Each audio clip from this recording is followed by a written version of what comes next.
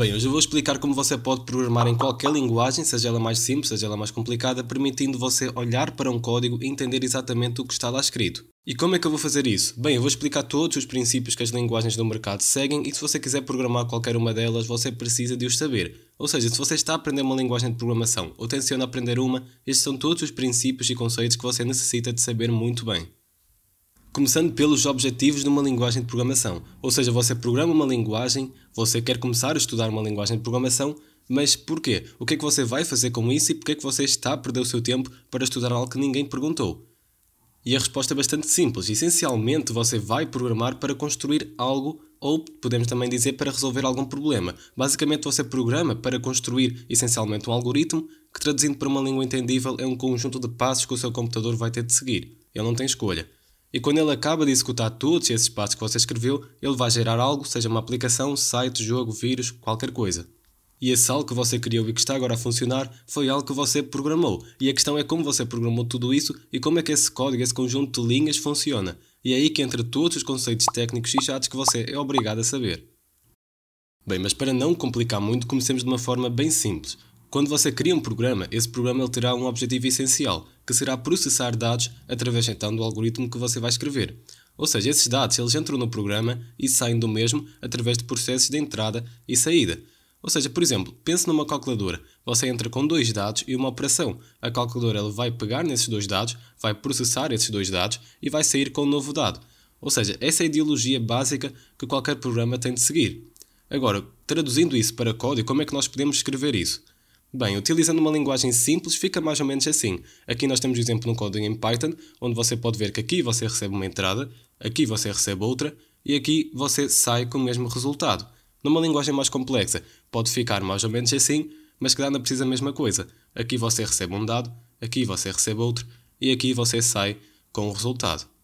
E esta parte aqui é muito importante, pois você não está só a sair com um dado, mas também a realizar uma operação com ele, utilizando o que chamamos de operador aritmético. Ou seja, você pode realizar diversas operações com diversos operadores e também através de métodos que a própria linguagem disponibiliza ou que podem ser importados. E até aqui tudo simples, você escreve um programa, ele vai sendo executado linha a linha, mas você também tem a possibilidade de executar algo apenas se outro algo o disser que é possível. E é aqui que entram as estruturas condicionais ou apenas condicionais.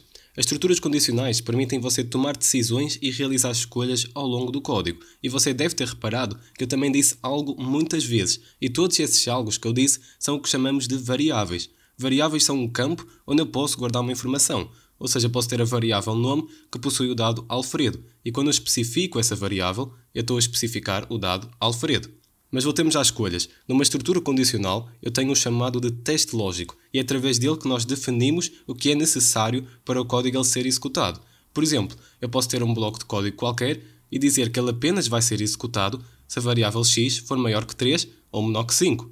E este símbolo que colocamos a meio é o chamado operador relacional e existem essencialmente 6. Menor, maior, menor ou igual, maior ou igual, igual e diferente.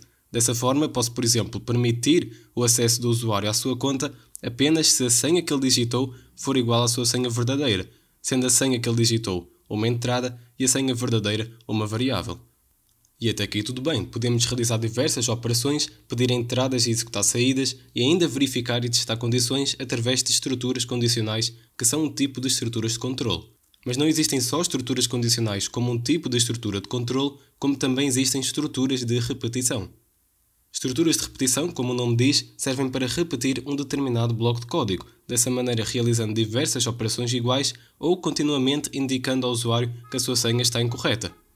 As estruturas de repetição podem ser divididas em loops, que são formas diferentes de executar um bloco de código, e cada vez que o loop é repetido é chamado de iteração e as estruturas de repetição também são baseadas em testes lógicos, onde apenas executam um bloco de código se x for maior que 10 ou qualquer outra condição. Dessa forma, podemos executar instruções continuamente e principalmente verificar estruturas de dados, onde precisamos de ver todos os dados presentes nessa estrutura e através de um loop podemos repetidamente mandar o código ver o próximo e o próximo dado da lista. Ou seja, um código é uma sequência de linhas executadas uma a uma, podemos definir que as linhas vão ser executadas apenas se algo for verdadeiro ou repetir infinitas vezes um determinado código. Mas ainda há exceções ao fluxo sequencial do código, como é o caso das estruturas compostas. Um conceito muito conhecido das estruturas compostas são as funções, por vezes também chamadas de métodos quando aplicadas nas devidas situações. Uma função é como uma variável para um bloco de código. Nós colocamos as mesmas linhas dentro da função e se precisarmos de executar a mesma operação mais de uma vez, em vez de a reescrevermos, nós podemos chamar a função e tudo o que colocamos nela vai ser executado, podendo ainda ter parâmetros e retorno e serem trabalhadas de forma mais complexa.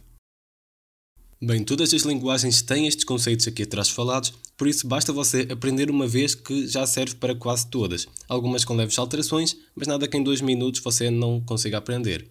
Mas se todas as linguagens fossem iguais, não haveria mais de uma ou nenhuma pessoa se especializaria em alguma linguagem específica. Isso porque, embora todas possuem estes conceitos básicos, quando se começa a avançar numa linguagem, começa-se a revelar alguns conceitos mais singulares e específicos sobre a mesma.